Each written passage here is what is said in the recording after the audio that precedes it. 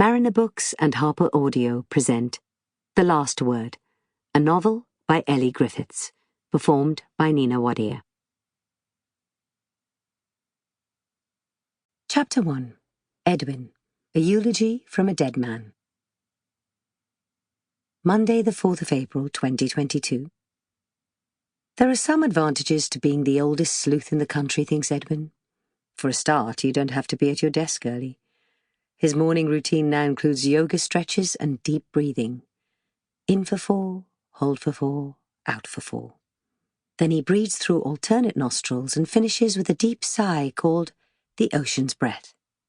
If he's really organized, he will have put his porridge on first and will be able to sit down and eat it at perfect Goldilocks temperature. The porridge is made according to his late neighbour Peggy's specifications. It's not very nice, but Edwin sees it as a tribute, and perhaps a penance. Next is Wordle, an online word game once ubiquitous amongst members of book Twitter, but now, as far as Edwin can tell, only played by the dogged few. But Edwin persists because he has got to preserve his winning streak in the face of understated but deadly competition from his friend Benedict. After completing the puzzle, Edwin walks to Benedict's coffee shack to share the results, especially if he has guessed the word in fewer than 4 tries, and read the papers, an activity he regards as essential for any well-informed private investigator. Today, Edwin arrives at the shack at 20 minutes past 9. The commuting crowd has gone, and the mothers and babies have not yet arrived. It's a sunny spring day, and the kiosk, with its rainbow bunting, looks cheerful and welcoming. Benedict is looking out for Edwin, but as he sees his friend approaching, withdraws inside to make the coffee and probably to hide the fact that he was anxious. Benedict is a great warrior. 5, says Edwin, when he gets to the counter. One of those infuriating words where there were too many options. I had slack, black, and flack before I got clack.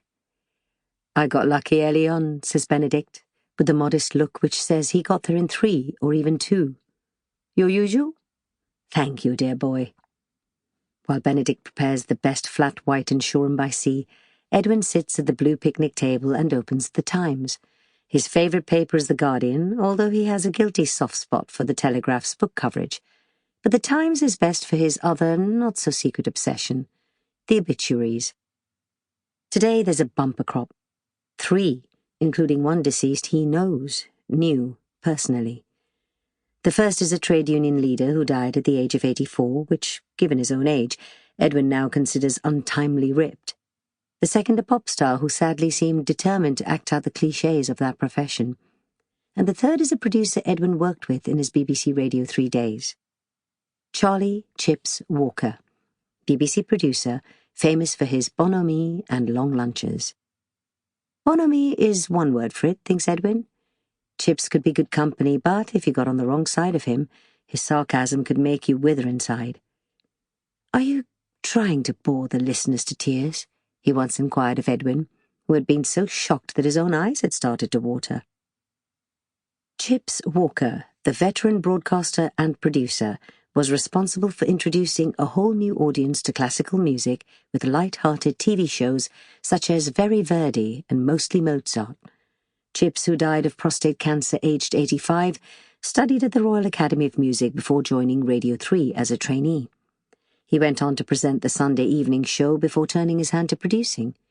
With his second wife, Margot Emsworth, he set up the production company Counterpoint, which was responsible for a series of shows based on well-known classical composers.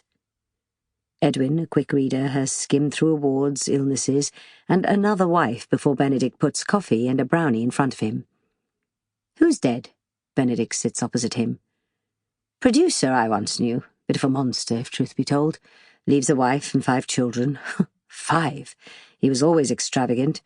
Wonder what The Guardian has to say about him. It's more of the same, with perhaps a little less Verdi and more BBC. He skips to the end of the piece. Unlike the Times obituaries, which are unsigned, The Guardian credits the writer. This is interesting, he says. What? Benedict cranes his head to read upside down. Edwin turns the paper. Charles Chips Walker, broadcaster and producer, born the 19th of February, 1937, died the 3rd of Sample complete. Ready to continue?